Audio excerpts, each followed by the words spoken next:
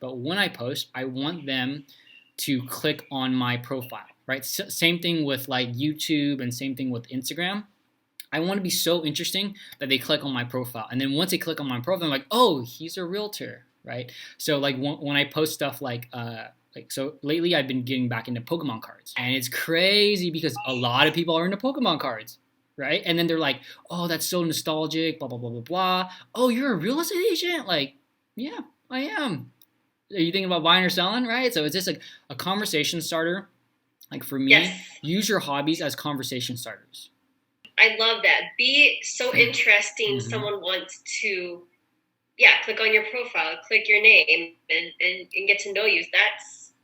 I feel like that sells itself without you having to do anything. It's already interesting to you. It's already there's no work to it. Right. So I just have to get interesting. Yeah. I'll figure it out. Well, B's like such an expert in that field, right? So for me, I mean, I'm into fitness, powerlifting, jiu-jitsu, ultra running, and I post about that constantly. And it's taken a little while, but if you post once a week about it, no one's gonna be like, oh, Vince is an ultra runner, right? But because I post about 5-6 times a week, they're like, oh, Vince is an ultra runner. He's really into fitness. He's really into jiu-jitsu. So people will naturally reach out to me, be like, hey, I'm thinking about starting jiu-jitsu. Like, like what gym should I go to? Do I have to buy a gi? Blah, blah, blah, blah. And I'm like, yeah, here's my take on it. Or if you have any fitness questions, they ask me. And then I lead it to like, how's everything else been with you? What are you doing nowadays? What are you doing for work? Right? And naturally, they're going to ask me what I'm doing for work. And I'm going to go, I'm actually a real estate agent. Are you looking to buy or sell? Do you know anyone that is? Even if you...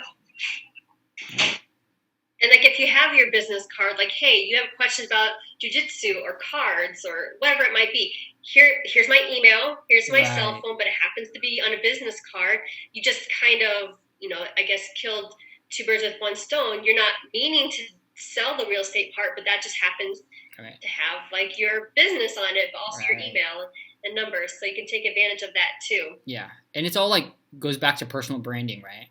It's all like personal branding. I think that's why YouTube, social media, I've been like, since I've been a real estate agent, like I was like, dude, this is so powerful. Because before it was for me, the Facebook was like, oh, I just want to keep in touch with my family and friends. Instagram was like, okay, I just want to post cool pictures just so I have them for my memory. But now it's like, all right, if I know how to use this correctly, then it's going to pay off. And it's one of those things where it can make you money. Right, exactly. You got to learn how to leverage it, right? So, and the thing is that it's free.